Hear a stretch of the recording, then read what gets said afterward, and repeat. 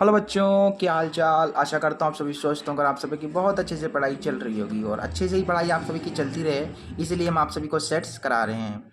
ठीक है, हम सबका टारगेट है कि 95+ इस बार बोर्ड एग्जाम में लाने हैं। पिछली बार भी कई बच्चे 95+ लाए थे, उन सभी का रिजल्ट हमारे चैनल यूट्यूब चैनल पर, इसी यूट्यूब चैनल पर जो है पड़ा हुआ है, आप सभी देख सकते हैं। और आप सभी के भी नंबर आएंगे जब 95+ या 90+ जिसके आएंगे, उस सभी का जो है हम रिजल्ट अपने चैनल पर डालेंगे। ठीक है, चलिए अब हम अपनी क्लास को स्टार्ट करते हैं।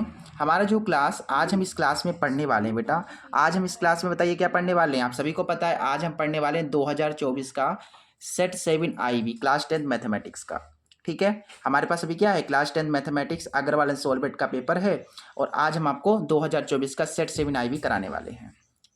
चलिए स्टार्ट करते हैं। तो वीडियो को कर दो लाइक, क्योंकि बाद में आप भूल जाते हो। हमारा फर्स्ट क्वेश्चन क्या है उसे पढ़िए। फर्स्ट क्वेश्चन कह रहा है कि यदि 65 और 117 के HCF को 65P माइनस 117 के रूप में व्यक्त किया जाए तो P का मान कितना होगा। क्वेश्चन को मैं समझा दे रहा हूँ आपको। सबसे पहले देखो, क्वेश्चन में तुम्हारे पास कहा गया है कि यदि 65 और 117 मतलब इन दो संख्याओं का HCF जो होगा उसको आप इस रूप में व्यक्त कर सकते हो, तो हमें जो है पी का मान निकालना है। यही यूनिक क्वेश्चन है, पहली बार आप ये क्वेश्चन करेंगे। ठीक है, और इसी टाइप के क्वेश्चन बोर्ड एग्जाम में पूछे जाते हैं, इस बात को याद रख लीजिए। ठीक है, चलिए हमारे पास जो क्वेश्चन है उसका हम करते हैं सॉल्यूशन, और बहुत इजी तरीके से क्वेश्चन कराऊंगा, टेंशन मत लो, सब कुछ समझ में आएगा, हर एक क्वेश्चन समझ में आएगा, मेरी पूरी गारंटी है। लेकिन आपको पूरा का पूरा वीडियो देखना पड़ेगा। हमारे पास सबसे पहले दो संख्या है 65 और 117, उनका जो HCF है उसको हम इस रूप में लिख सकते हैं। तो हमें यहाँ पर P का वैल्यू निकालना है। जो संख्याएं हैं सबसे पहले हमें उनका HCF पता होना चाहिए। ठीक है, HCF जो निकालेंगे उसी के बाद काम हो पाएगा। तो हमारे पास पहली संख्या है 65, इसका करते हैं गुणनखंड। इसे किससे काट सकते हैं आप बताइए, 3 से काट सकते हैं ना, 3 दूना 6, नहीं 3 से नहीं कटेगा ये, तो ये 3 से नहीं, आप 5 से काटो इसे। ठीक है, किससे काटेंगे, 5 से काटेंगे। 5 एकम 5, 5 दियाँ 15 और 13 एकम 13, तो इसका आ गया यहाँ पर 5 गुना 13।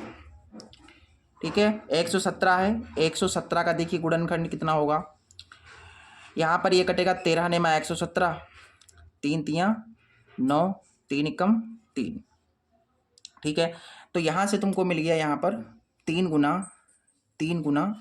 13। HCF निकालने के लिए जो चीज़ दोनों तरफ होती है उसे हम लिख देते हैं। जैसे हमें इसका जो है एक बॉक्स बन जाएगा, क्योंकि ये दोनों तरफ है, 13 का बॉक्स बन गया, यानी HCF हमारा 13 हो जाएगा। HCF ये 13 है, ये जो HCF 13 है इसको हम इस रूप में लिख सकते हैं, किस रूप में, 65P माइनस 117 के रूप में लिख सकते हैं। ये जो HCF है बेटा, ये जो HCF है इसको आप कैसे लिख सकते हो, इसको आप लिख सकते हो 65P माइनस 117 के रूप में। ठीक, अब HCF कितना आया तुम्हारा, 13 आया। यहाँ से P का वैल्यू निकालना है, आराम से निकल जाएगा। देखिए माइनस का 117 इधर आएगा तो हो जाएगा ये प्लस का 117, और इधर तुम्हारे पास है 65P। 117 में आपको जो है 13 जोड़ेंगे तो यहाँ से 130 हो जाएंगे, और यहाँ से देखिए 65P, 65 गुणा में है तो इधर आएगा तो इसके हो जाएगा बट्टे में। ठीक, तो यहाँ से अपने को P का जो वैल्यू मिल गया है वो मिला है हमें 130 को 65 से भाग देने पर हमें मिलेगा 2। कितना मिलेगा, 2 मिलेगा। ये हो जाएगा तुम्हारा आंसर। ठीक, 2 हमारा आंसर है, यानी जो P का मान होगा वो 2 हो जाएगा। चलिए ये हो जाएगा इसका आंसर, ऑप्शन नंबर बी बिल्कुल सही है। अगला क्वेश्चन ये है, कह रहा है कि 2 tan 45 डिग्री बटा में है 1 + tan स्क्वायर 45 डिग्री का मान क्या होगा। ये क्वेश्चन अक्सर बोर्ड एग्जाम में पूछ दिया जाता है। देखिए ध्यान से देखिएगा, जो एक क्वेश्चन करा रहा हूँ वो सभी के सभी इम्पोर्टेंट है। यहाँ पर हमें मान निकालना है 2 tan 45 डिग्री बटा में 1 - tan स्क्वायर 45 डिग्री। देखिए यहाँ पर क्या है, 2 है, tan 45 डिग्री का मान कितना होता है बताओ फटाफट, 1 होता है ना। यहाँ पर भी जो है 1 ही लिखना पड़ेगा। ऊपर 2 की 1 से गुणा होगी 2 आ जाएगा, 1 का स्क्वायर करेंगे 1 होगा, ऊपर 2 हैं और नीचे 1 में से 1 गया 0। अब दो किसी संख्या को 0 से भाग देते तो हमें 0 ही मिलता है। ठीक है, तो इसका जो आंसर होगा वो क्या हो जाएगा, 0 हो जाएगा। लेकिन हमसे थोड़ी सी यहाँ पर मिस्टेक क्या हो गई है कि क्वेश्चन लिखने में गलती हो गई है। देखिए यहाँ पर क्या था, क्वेश्चन में था 1 + tan स्क्वायर 45, हमने लिख लिया 1 - tan स्क्वायर 45। तो यहाँ पर क्या कर देते हैं हम, प्लस कर देते हैं बस। यहाँ पर केवल हमें प्लस करना पड़ेगा, ठीक है। प्लस कर दोगे यहाँ पर, तो एक और एक यहाँ पर आ जाएगा तुम्हारे पास 2, 2 को 2 से भाग दोगे तो यहाँ से तुम्हें 1 मिलेगा। ये तुम्हारा हो जाएगा आंसर, ठीक। एक हमारा आंसर है, यानी कि इसका जो ऑप्शन नंबर सी है वो बिल्कुल करेक्ट है। अगला क्वेश्चन कह रहा है कि तीसरा ऑब्जेक्टिव है, कह रहा है कि 15, 18 और 24 का लासा क्या होगा। एलसीएम पूछा है हमसे यहाँ से। ये क्वेश्चन तो बहुत आसान है। देखिए यहाँ पर 3 संख्या है। एक पहली संख्या जो है वो है 15, ठीक। फिर इसके बाद 18 है, फिर इसके बाद तुम्हारे पास 24 है। इनका हमें एलसीएम बताना है, ठीक है। एलसीएम हम निकालेंगे, गुणनखंड विधि से भी निकाल सकते हैं। चलिए एक साथ निकाल लेते हैं, ठीक है। तो क्या करते हैं, यहाँ पर 15 है, 18 है और 24 है। देखिए ये किससे कट जाएगा, 3 से कट जाएगा ना। देखिए 3 × 5 = 15, और ये भी कट जाएगा 3 से, 3 × 6 = 18, और ये 3 × 8 = 24। ये 5 से काट दीजिए। देखिए 5 से ये कट जाएगा, ये नहीं कटेगा तो इसको ऐसा ही लिखेंगे। ये भी नहीं कटेगा 5 से, तो इसको ऐसा ही लिख देंगे। अब 2 से काट सकते हैं, ये तो 1 है ही है। फिर 2 × 3 = 6 यहाँ पर हो जाएगा, 2 × 4 = 8। फिर से 2 से काटिए यहाँ पर, ये ठीक है, ये भी नहीं कटेगा, और 2 से ये कट जाएगा, 2 × 2 = 4। अगेन से 2 से काटेंगे जब आप, तो यहाँ से 2, 1 तो है ही है। फिर ये 3 कटेगा नहीं 2 से, तो इसको एज इट इज़ लिख देंगे। फिर ये 2 × 1 = 2, 3 बच रहा है, तो एक बार मुझे 3 से काटना पड़ेगा। यहाँ 1 आ गया, यहाँ से 3 × 3 और 1 ही है, लास्ट में 1 1 आ गया। हमारा जो है एलसीएम आ गया है। ये इनकी गुणा करा दीजिए, ठीक है, इनकी गुणा करा दीजिए। जो गुणा कराने पर हमें आंसर मिलेगा वही हमारा एलसीएम हो जाएगा, यानी लासा हो जाएगा, ठीक है। तो लासा क्या होगा, तो लासा हमारे पास हो जाएगा 3 × 5 = 15, 15 दूनी 30, 30 दूना 60, 60 दूना 120, 120 करना है मुझे तियाँ, तो हो जाएगा तुम्हारे पास 360। 360 हमारा लासा कहलाएगा, ठीक है। तो इनका लासा 360 है, यानी कि इसका ऑप्शन डी सही होगा। अगला क्वेश्चन देखिए, कह रहा है कि 148/185 का सरलतम रूप क्या होगा, ठीक है। इसका सरलतम रूप जो है, काट लेना ऊपर नीचे और आपको जो है मिल जाएगा, कर लेना यहाँ पर, ठीक है क्वेश्चन। इसके बाद क्वेश्चन नंबर 5 देखिए। क्वेश्चन नंबर 5 में कह रहा है कि पी के किस मान के लिए समीकरण ये है, एक समीकरण है और समीकरण ये संपाती रेखाएं निरूपित करती हैं। ये जो दोनों आपको रेखाएं दिख रही हैं, ठीक है, ये दोनों कैसी रेखाएं हैं, संपाती रेखाएं हैं। तो हमें पी का मान निकालना है। क्वेश्चन नंबर 5 में 2 रेखाएं तुम्हारे पास हैं। पहली रेखा है 3x - y + 8 = 0। ये आपकी जो है पहली समीकरण से मान लीजिए। और हमें दिया गया है जो दूसरी हमारी रेखीय समीकरण है वो है 6x - py = 16। इसको हम जो है इसके जैसा लिख लेते हैं, मतलब ये बराबर 0 में है ना, तो इसको भी बराबर 0 में हम लिख लेते हैं। तो ये हो जाएगा तुम्हारे पास ऐसे, देखिए ये पी वाई है ना, ये प्लस का 16 है, इधर आएगा तो हो जाएगा माइनस का 16 और बराबर में पहुंच जाएगा 0। ये मान लो समीकरण सेकंड। ये जो दोनों रेखाएं हैं वो कैसी हैं, संपाती हैं, ठीक है। कैसी हैं, संपाती रेखाएं हैं। अब संपाती रेखाएं इसका मतलब क्या है, संपाती रेखाएं इसलिए हम ये कह सकते हैं कि संपाती रेखाएं होने की कंडीशन क्या होती है, बताओ फटाफट। संपाती रेखाएं होने की कंडीशन होती है कि a1/a2 बराबर b1/b2 बराबर में होता है c1/c2। मतलब ये जो रेखाएं हैं, ठीक है, इनके गुणांकों का अनुपात जो होता है बराबर होता है, मतलब सभी रेशियो बराबर होते हैं। ये होती है संपाती होने की कंडीशन, ठीक है। तो यहाँ से तुम्हें a1 ये कहाँ से मिलेंगे भाई, a1 a2 b1 b2 c1 c2 ये कहाँ से मिलेंगे, ये आपको यहाँ से मिलेंगे। देखिए पहली वाली समीकरण में ये सब कुछ हो जाएगा a1 b1 c1। इस वाले में देखिए यहाँ से a2 b2 और ये हो गया c2। अब ये जो मान आपने निकाले हैं ना, इनको यहाँ पर रख दीजिए। देखिए a1 कितना है, 3 है, a2 कितना है, 6 है, फिर b1 आ गया। b1 तुम्हारे पास देखिए यहाँ पर क्या है, गुणांक में कुछ नहीं तो 1 होगा, तो -1 है। और b2 में तुम्हारे पास देखिए -p है। और c1 तुम्हारे पास 8 है और c2 तुम्हारे पास -16 है। तो यहाँ पर ये चीज़ मिल गई तुमको, तो ये चीज़ जो है कट जाएगी। तो ये सब कुछ तो बराबर है, तो आप किसी भी को ले सकते हो, किसी भी, जैसे ये तीनों के तीनों कैसे हैं, बराबर हैं, ये तीनों के तीनों बराबर हैं, तो किन्हीं दो को बराबर ले लीजिए। जैसे इसको आप इसके साथ भी बराबर ले सकते हैं, इस पी को इसके साथ भी बराबर ले सकते हैं। चलिए हम जो है यहाँ पर इनको बराबर ले लेते हैं, ठीक है, तो हमारा काम हो जाएगा। इसके बराबर लेंगे तब भी आंसर आएगा, ऐसी बात नहीं है आंसर नहीं आएगा, क्योंकि सभी बराबर हैं तो किन्हीं दो को बराबर लेना पड़ेगा। ये चूंकि में है इसलिए हम ऐसा लिख सकते हैं। पी की इधर गुणा हो जाएगी, हो जाएगा 3p, 6 कम 6, ये 3 से कट जाएगा, 3 दूना 6, पी बराबर हमारे पास 3 आ गया। पी का जो मान होगा वो होगा 3। पी का मान कितना है, सॉरी पी का मान होगा 2, पी का मान कितना होगा 2 होगा। तो यहाँ से हमारा ऑप्शन नंबर बी बिल्कुल सही है। ठीक है, 5वें का ऑप्शन बी सही होगा। चलिए इसके बाद इसका नेक्स्ट क्वेश्चन देखते हैं। अगला क्वेश्चन जो छठा क्वेश्चन है वो कह रहा है कि यदि ये एक रेखिक समीकरण दे रखी है और एक रेखिक समीकरण ये है, द्वारा रेखाएं परस्पर समांतर हैं तो पी का मान निकालना है। पहले संपाती थी, अब की बार समांतर हैं, मतलब वही अप्रोच होगा, पूरा का पूरा करना आपको वैसे ही है। देखिए यहाँ पर 2 रेखिक समीकरण दी गई हैं। पहली रेखिक समीकरण है तुम्हारे पास 3x + 2py बराबर में 2 है, ये पहली रेखिक समीकरण है। दूसरी क्या है, दूसरी तुम्हारे पास है 2x + 5y + 1 बराबर 0। इसको हम क्या करते हैं, ये जैसे समीकरण फर्स्ट में 0 के बराबर नहीं है तो इस वाले को भी 0 के बराबर नहीं रखेंगे, तो हम क्या करते हैं, ये जो प्लस का 1 है उसको उधर भेज देंगे तो माइनस का 1 हो जाएगा, समीकरण हो गई सेकंड। ठीक, ये दोनों रेखाएं कैसी हैं, ये दोनों रेखाएं तुम्हारी हैं समांतर। समांतर है तो समांतर होने के लिए जो अनुपात होते हैं वो कैसे होते हैं, ये होते हैं a1/a2 बराबर में b1/b2 not is equal to c1/c2। मतलब पहले के 2 अनुपात बराबर होते हैं, तीसरा वाला बराबर नहीं होता है। कब नहीं होता है, जब रेखाएं समांतर होती हैं। संपाती में मैंने आपको बता दिया सभी बराबर होते हैं। यहाँ से देखिए a1 a2 वैसे निकाल लीजिए, पहला a1 हो जाएगा, b1 हो जाएगा, c1 हो जाएगा, ये a2 b2 और c2।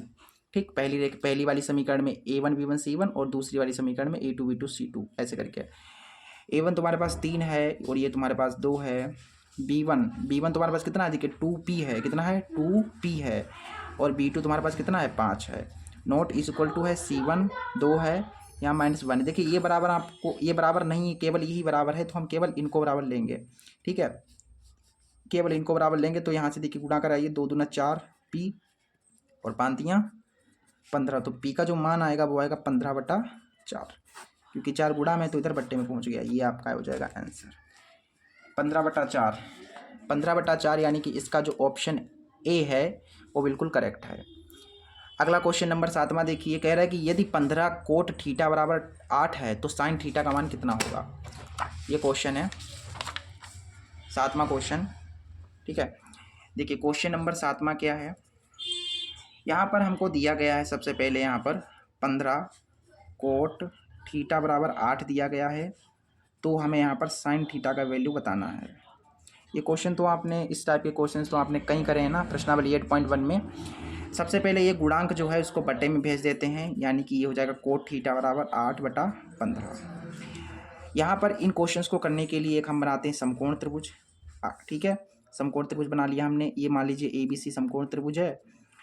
कोट की जरूरत पड़ रही है तो लाल बटा कक्का पहले तो लिख लो, लाल बटा कक्का लिख लो। यहाँ पर ये यहाँ आपको पता है, यहाँ पर साइन होता है, यहाँ पर कोस होता है, यहाँ पर टेन होता है, यहाँ पर कोसिक होता है, यहाँ पर सेक होता है, और यहाँ पर होता है कोट।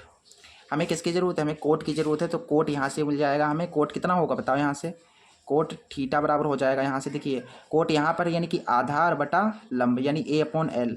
ठीक है, आधार बटा लंब, तो ये ऊपर वाला आधार है और नीचे वाला क्या है, नीचे वाला लंब है। देखिए ऊपर आधार नीचे लंब, यानी ये ऊपर वाला जो है आधार है और नीचे वाला लंब है।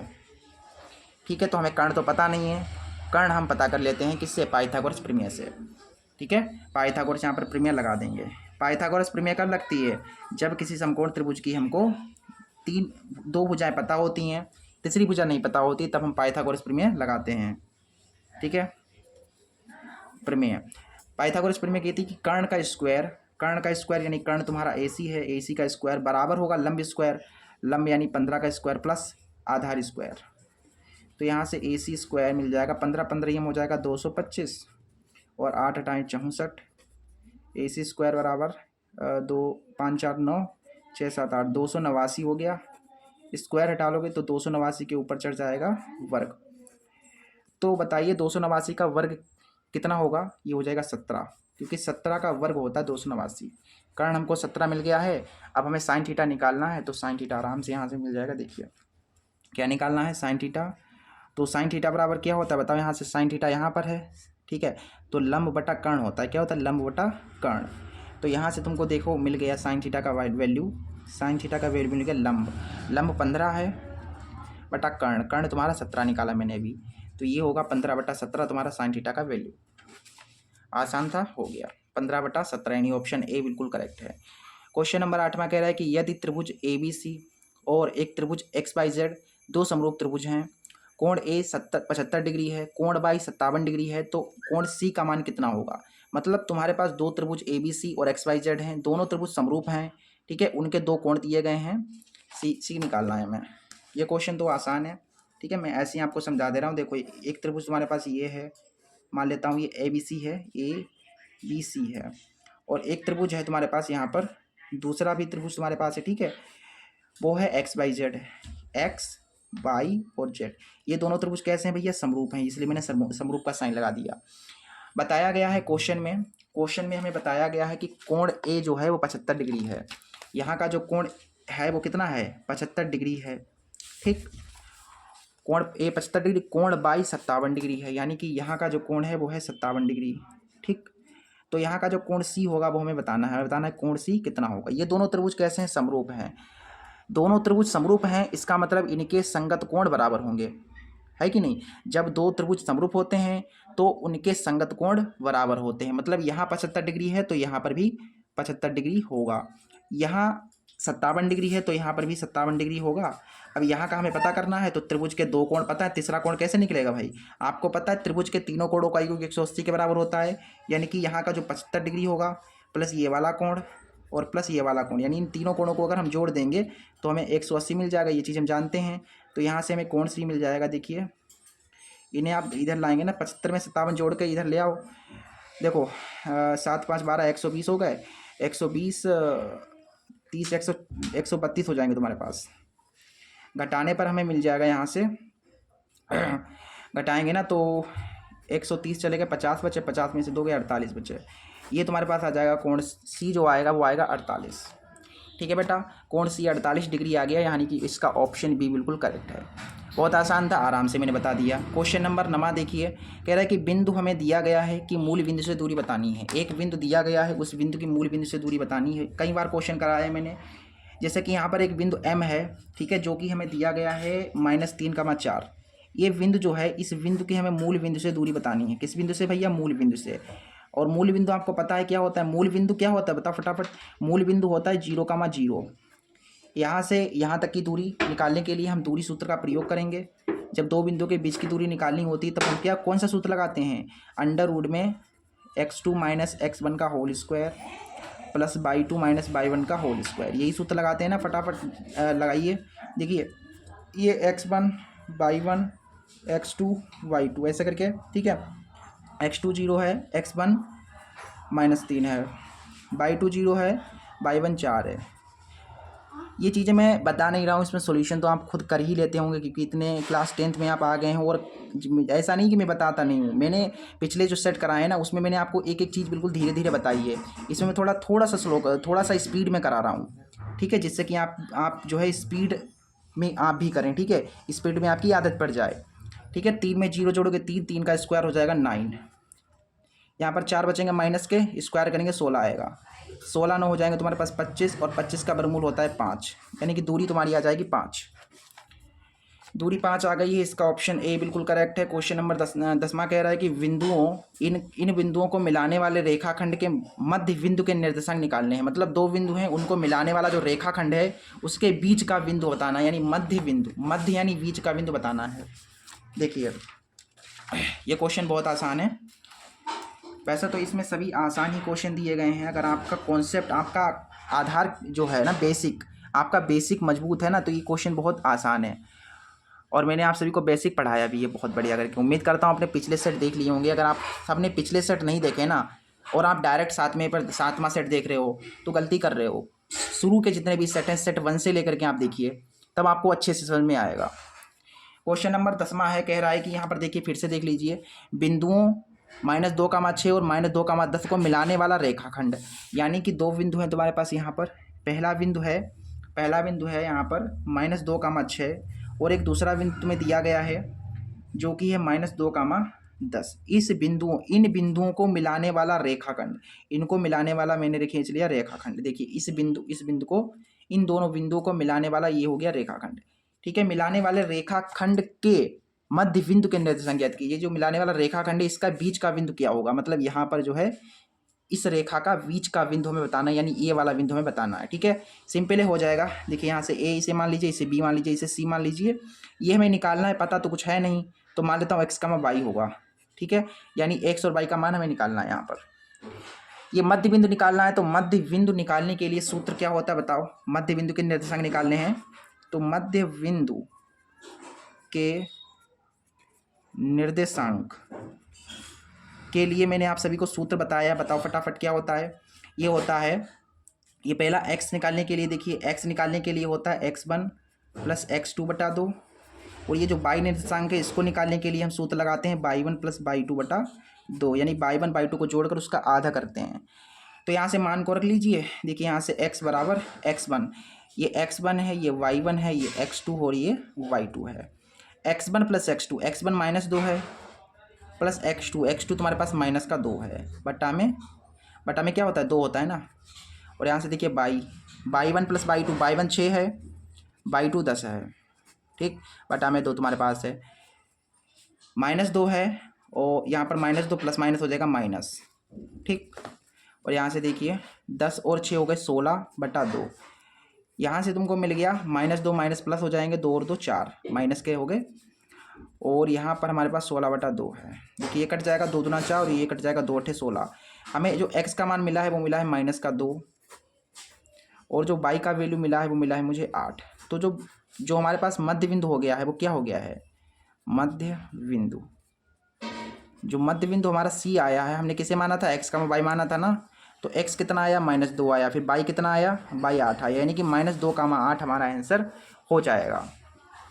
-2,8 -2,8 यानी कि इसका जो ऑप्शन ए है वो बिल्कुल करेक्ट। चलिए क्वेश्चन नंबर 11 पढ़िए। क्वेश्चन नंबर 11 में कह रहा है कि किसी समबाहु त्रिभुज ABC में यदि AD BC पर लंब है तो AD स्क्वायर किसके बराबर होगा। यहाँ पर एक समबाहु त्रिभुज ABC आपको बनाना है, ठीक है, फिर AD को BC के ऊपर लंब दिखाना है। चलिए बहुत आसान क्वेश्चन है। यहाँ पर एक समबाहु त्रिभुज सबसे पहले बना लेते हैं। ये हो गया समबाहु त्रिभुज। समबाहु त्रिभुज क्या होता है, जिसकी सभी भुजाएं समान होती हैं, बराबर होती हैं। ABC बनाना है तो AB और ये C, ठीक, ABC है, ये समबाहु त्रिभुज है, ठीक है, समबाहु त्रिभुज है, इसका मतलब ये जो AB होगा, ठीक है, यहाँ पर हम कह सकते हैं कि जो AB है वो किसके बराबर है, इस AC के बराबर है और इस BC के बराबर है। मतलब ये तीनों भुजाएं कैसी हैं, बराबर हैं। ठीक, साथ ही साथ में यहाँ पर दिया है कि जो AD है वो लंब है BC के ऊपर। तो A और D, यहाँ से देखिए, यहाँ से मैंने एक लंब डाला AD, ए से त्रिभुज के शीर्ष से मैंने एक लंब डाला इसके आधार पर। तो जब भी हम आधार पर लंब डालते हैं तो जो लंब है वो आधार को 2 बराबर भागों में विभाजित करता है, यानी इस BD, ये जो BD होगा वो बराबर हो जाएगा CD के। ठीक है, हम यहाँ पर कह सकते हैं कि जो BD है वो बराबर है CD। क्यों बराबर है, क्योंकि जो लंब होता है ना, जो शीर्ष से आप लंब डालते हैं त्रिभुज के आधार पर, तो जो आधार होता है वो 2 बराबर भागों में विभाजित हो जाता है। ठीक, हमें क्या चाहिए, हमें चाहिए यहाँ पर AD का स्क्वायर चाहिए, किसके बराबर होगा। ठीक है, तो देखिए कैसे निकलेगा। AD किस में आ रहा है, इस त्रिभुज में आ रहा है, त्रिभुज ADC में भी आ रहा है और त्रिभुज ADB में भी आ रहा है। तो आप इन दोनों त्रिभुजों में से कोई भी त्रिभुज ले सकते हैं। देखिए ये वाला त्रिभुज भी समकोण है और ये वाला त्रिभुज भी समकोण है। हम त्रिभुज ADC में चल रहे हैं, त्रिभुज ADC में आप इस वाले त्रिभुज में भी काम कर सकते हैं, दोनों में आंसर सेम ही आएगा। पाइथागोरस प्रमेय यहाँ पर लगा दें, क्योंकि समकोण त्रिभुज है भैया, पाइथागोरस प्रमेय लगाएंगे यहाँ पर, पाइथागोरस प्रमेय लगा देते हैं। तो पाइथागोरस प्रमेय की कहती है कि कर्ण स्क्वायर, कर्ण तुम्हारे पास क्या है, इस वाले त्रिभुज में कर्ण तुम्हारे पास है, इसके सामने वाला कर्ण, यानी कि AC तुम्हारा कर्ण है।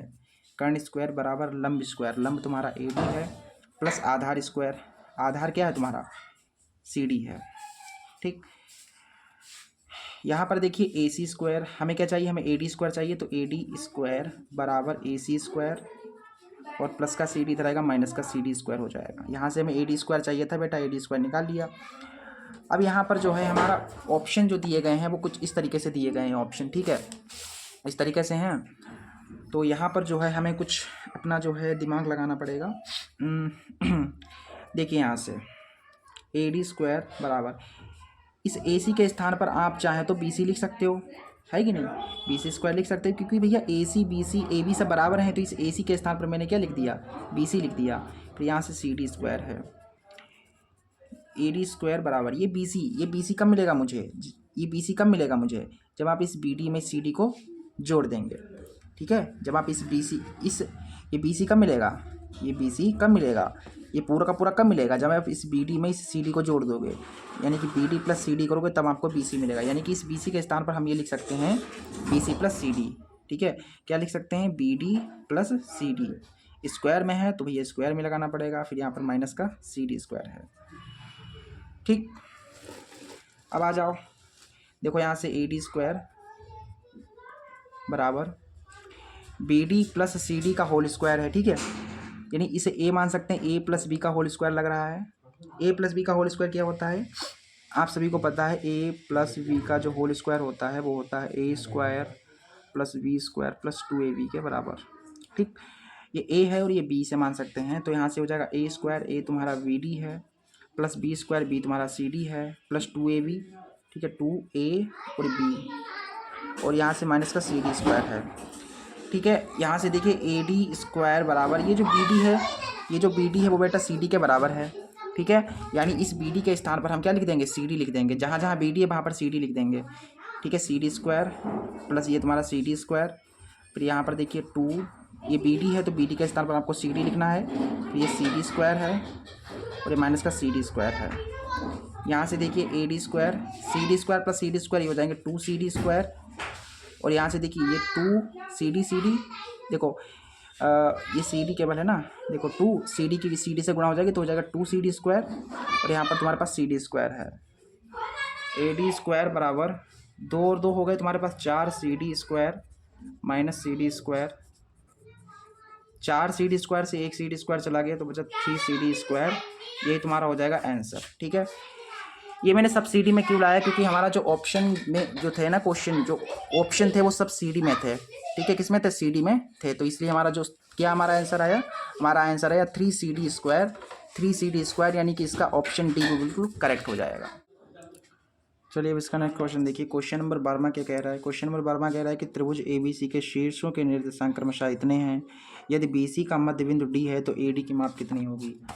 क्वेश्चन नंबर 12 है, इसमें सबसे पहले एक आपको त्रिभुज ABC बना लेना है, इस प्रकार से ABC त्रिभुज बना लेना है, और फिर बताया गया है कि इसके शीर्ष दिए गए हैं। पहला जो है वो है 7,5, दूसरा कितना है, दूसरा है 5,7, तीसरा है तुम्हारे पास -3,3। बोला गया है कि BC का मध्य बिंदु D है, यानी ये जो BC है इसका एक मध्य बिंदु है, बीच का बिंदु है D, ठीक है। तो आप क्या कर सकते हो, इसको इससे मिला सकते हो, है कि नहीं, जैसे पीछे मैंने मिलाया था ना। तो आपको AD की माप बतानी है, यानी कि यहाँ से लेकर के यहाँ तक की दूरी AD आपको बतानी है, ठीक है। तो सबसे पहले आप देखेंगे कि यो A है, ठीक है, A तो हमें पता है, लेकिन अगर मैं यहाँ का बिंदु पता चल जाए तो यहाँ से यहाँ तक की दूरी हम आराम से निकाल लेंगे, लेकिन ये बिंदु पता नहीं है। लेकिन हमें इतनी चीज़ पता है कि जो D है, ये जो D है वो क्या है, इस BC का मध्य बिंदु है, BC का मध्य बिंदु है कि नहीं, BC का मध्य बिंदु है, ये तो हमें पता है, बताया भी गया है क्वेश्चन में। अगर ये मध्य बिंदु है तो हम इसे निकाल सकते हैं मध्य बिंदु के सूत्र द्वारा, ठीक है। तो ये बिंदु कैसे निकलेगा, ये निकलेगा यहाँ का मान लेता हूँ, ये जो बिंदु है यहाँ का, इसको x का y मान लूँगा, x का y ऐसे करके x का y, तो हम x निकालेंगे, ठीक है। सबसे पहले x निकालेंगे तो x कैसे निकलेगा, x1 प्लस x2 बटा 2 करके, ठीक है। और y निर्देशांक निकालने के लिए y1 प्लस y2 बटा 2 करके निकाल लेंगे, ठीक है। देखिए ये हो जाएगा तुम्हारा x1, ये हो जाएगा y1, ये हो जाएगा x2 और ये हो जाएगा y2, ठीक है। तो यहाँ से देखिए x निर्देशांक निकलेगा, क्या निकलेगा भैया, x1 प्लस x2, x1 5 है, x2 -3 है, 5 - 3 बटा में 2। फिर y कैसे निकलेगा, y1 प्लस y2, y1 7 है और y2 तुम्हारे पास 3 है, बटा में 2 करना है। तो यहाँ से देखिए 5 में से 3 गया, 2 बचा, 2 को 2 से भाग दोगे तो यहाँ से तुमको x मिल जाएगा 1, ठीक है, 2 1 कम 2। इसी प्रकार से यहाँ पर y देख लीजिए, 7 और 3 10 बटा में 2 है, तो यहाँ से तुमको y मिल जाएगा 2 पंचे 10, यानी कि 5 तुमको मिल गया y। तो यहाँ से आपने देखा, यहाँ पर मैंने x का y माना था, x आ गया 1 और y निर्देशांक आया 5। ये बिंदु D हमें मिल गया है, तो A से लेकर के D तक की दूरी आप निकाल सकते हैं। इसलिए AD बराबर हो जाएगा, बताइए दूरी निकालने के लिए सूत्र कौन सा होता है भैया, x2 माइनस x1 का whole square plus y2 minus y1 का होल स्क्वायर। ठीक है, ये होता है सूत्र। तो यहाँ से तुम्हें AD मिल जाएगा। देखिए ये x1 y1 x2 y2 कहाँ से मिलेंगे भैया, ये वाला देखिए A और D हम देख रहे हैं, हमारे बिंदु कौन से हैं, A और D हैं। तो A वाला जो होगा इसे x1 y1 मान लेंगे और यहाँ पर इसे मान लेंगे x2 y2। ठीक है, ठीक। तो यहाँ पर देखो x2 चाहिए हमें, x2 तुम्हारे पास कितना है, 1 है, x1 7 है, क्या है 1 है फिर 7 है। y2 तुम्हारे पास देखो 5 है, y1 5 है, यानी 5 माइनस 5। तो यहाँ से तुमको क्या मिलेगा बताओ फटाफट मुझे। यहाँ से आपको मिलेगा 1 में से 7 जाएगा, माइनस का 6 बचेगा, 5 में से 5 गया 0 का स्क्वायर। AD मिल गया आपको 6 छंगा 36, यानी AD की जो माप होगी वो होगी 6, 36 का वर्गमूल 6 होता है ना। तो AD की माप हो जाएगी 6 मात्रक, यानी इकाई, 6 इकाई यानी मात्रक, 6 मात्रक। हमारा ऑप्शन कौन सा सही हो जाएगा, इसका ऑप्शन C बिल्कुल करेक्ट है। इसके बाद इसका सेकंड क्वेश्चन देखिए। अगला क्वेश्चन कह रहा है कि यदि सेक थीटा बराबर 2 है तो थीटा का मान क्या होगा। ठीक है, क्वेश्चन नंबर हमारे पास 13 है। यहाँ पर हमको सेक थीटा बराबर 2 दिया गया है, सेक थीटा बराबर हमें 2 दिया गया है। तो ये जो थीटा है ये हमको बताना है। ये निकालने के लिए भैया सबसे पहले इसको देखो कैसे सॉल्व करेंगे, सेक थीटा। अब देखिए सेक में, बताइए सेक में 2 किसका मान होता है, सेक में 2 किसका मान होता है, ये होता है सेक 60 डिग्री का मान, सेक 60 डिग्री का मान होता है, सेक से सेक कट जाएगा तो थीटा जो आएगा वो आ जाएगा 60 डिग्री। ठीक है, थीटा कितना आएगा 60 डिग्री आ जाएगा। बताइए इसका कौन सा ऑप्शन सही है, इसका ऑप्शन तुम्हारा B है, वो बिल्कुल करेक्ट है। अगला क्वेश्चन कह रहा है कि 14 क्वेश्चन नंबर है, कह रहा है कि cosec square theta minus cot square theta into 1 minus cos square theta का वैल्यू क्या होगा। क्वेश्चन नंबर 14 है, देखिए क्वेश्चन नंबर 14 को ध्यानपूर्वक। क्वेश्चन नंबर 14 है, यहाँ पर हमको दिया गया है क्वेश्चन कि cosec square theta minus cot square theta into 1 minus cos square theta, इसका मान हमको बताना है। देखिए आप जानते हैं कि cosec square theta minus cot square theta किसके बराबर होता है, बताइए फटाफट। Cosec square theta minus cot square theta किसके बराबर होता है, 1 के बराबर होता है। तो इसके स्थान पर हम क्या लिख देंगे, 1 लिख देंगे। ठीक, और ये क्या है 1 माइनस कोस स्क्वायर थीटा। आपको पता होना चाहिए कि 1 माइनस कोस स्क्वायर थीटा जो है वो होता है साइन स्क्वायर थीटा के बराबर। तो इसके स्थान पर हम क्या लिख देंगे बताओ, साइन स्क्वायर थीटा लिख देंगे। 1 की साइन स्क्वायर थीटा से गुणा होगी तो हमारा आंसर आ जाएगा साइन स्क्वायर थीटा, और यही हमारा आंसर होगा। ठीक है, साइन स्क्वायर थीटा बताइए कौन से ऑप्शन में है, साइन स्क्वायर थीटा, यानी कि इसका ऑप्शन नंबर D बिल्कुल सही हो जाएगा। अगला क्वेश्चन कह रहा है कि एक लंबवृत्तीय बेलन के आधार का क्षेत्रफल 9 पाई सेंटीमीटर स्क्वायर है, इसकी त्रिज्या कितनी होगी। क्वेश्चन नंबर 15 है, देखिए यहाँ पर बेलन का क्षेत्रफल हमको दिया गया है, बेलन का क्षेत्रफल है, बेलन का क्षेत्रफल है, बेलन का क्षेत्रफल हमको दिया गया है 9 पाई। तो यहाँ से हमको त्रिज्या बतानी है। बेलन का लंबवृत्तीय बेलन के आधार का क्षेत्रफल, अच्छा लंबवृत्तीय बेलन है उसके आधार का क्षेत्रफल, जैसे ये बेलन तुम्हारे पास है इस तरीके का, इसका जो आधार है जो नीचे वाला भाग है ये बताइए नीचे वाला भाग क्या है, वृत्त है, यानी हमको वृत्त का क्षेत्रफल यहाँ पर लिखना है कि ये बेलन का क्षेत्रफल नहीं है, बेलन के आधार का क्षेत्रफल, किसके, बेलन के आधार का क्षेत्रफल यहाँ पर लगा रहे हैं हम। बोला गया है, देखिए क्वेश्चन में कहा गया है कि एक लंबवृत्तीय बेलन के आधार का क्षेत्रफल 9 पाई है। तो ये जो 9 पाई है वो क्या है, इस ये आधार है बेलन का ये आधार है, यानी कि हमें जो है गोले का आयतन दिया गया है। भैया देखो यहाँ पर ये जो बेलन है, इस बेलन का आधार क्या है, देखिए गोला है, क्या है, गोला ही तो है, यानी कि गोले कह सकते हो या वृत्त कह सकते हो। तो यहाँ पर हमको वृत्त का क्षेत्रफल दिया गया है 9 पाई। तो यहाँ पर बेलन का क्षेत्रफल नहीं है, वृत्त का क्षेत्रफल है। ठीक है, तो यहाँ पर वृत्त का क्षेत्रफल हम लगाएंगे, वृत्त का क्षेत्रफल होता है पाई r स्क्वायर, और यहाँ पर 9 पाई है, पाई से पाई कट जाएगा, r स्क्वायर बराबर 9, r बराबर 9 के ऊपर वर्गमूल, तो यहाँ से तुमको r मिल जाएगा 3 सेंटीमीटर, ये हो जाएगा तुम्हारे पास आंसर। ठीक है, त्रिज्या कितनी हो जाएगी, वो हो जाएगी 3 सेंटीमीटर, 3 सेंटीमीटर, यानी इसका ऑप्शन A बिल्कुल करेक्ट होगा।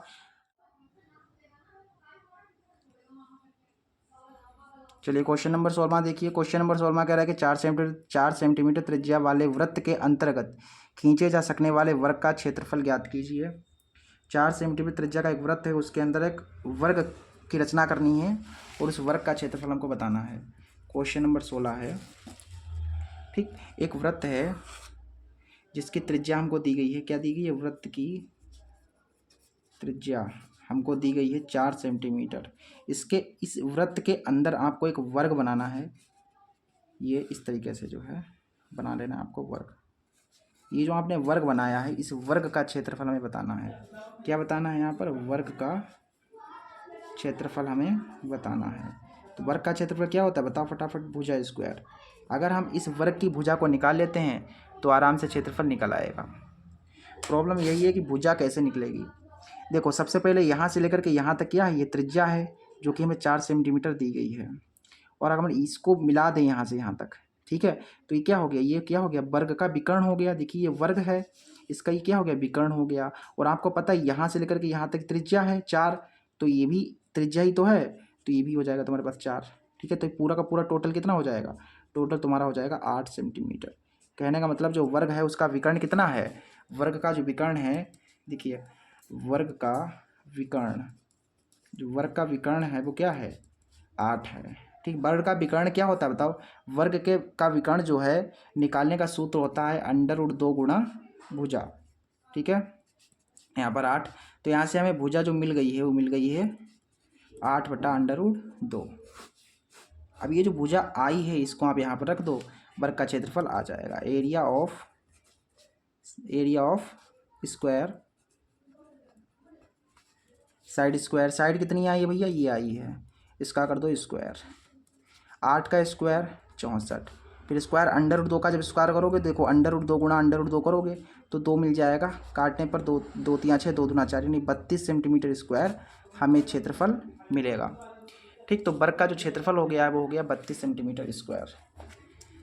ऑप्शन नंबर बी बिल्कुल करेक्ट है। अगला क्वेश्चन है, निम्नलिखित सारणी का माध्य ज्ञात कीजिए। देखिए ये माध्य निकालना है, आराम से आप खुद निकाल लीजिएगा। ठीक है, माध्य निकालना मैंने कई बार बताया है और आशा करता हूँ ये क्वेश्चन ईजी आप खुद कर लेंगे। 18 क्वेश्चन नंबर देखिए, कह रहा है कि एक पासे को एक बार फेंका जाता है तो एक अभाज्य संख्या आने की प्रायिकता बताइए। क्वेश्चन नंबर 18वां है, एक पासा है, ठीक है, एक पासे को फेंकने पर क्या है? फेंकने पर कुल परिणाम कितने आएंगे?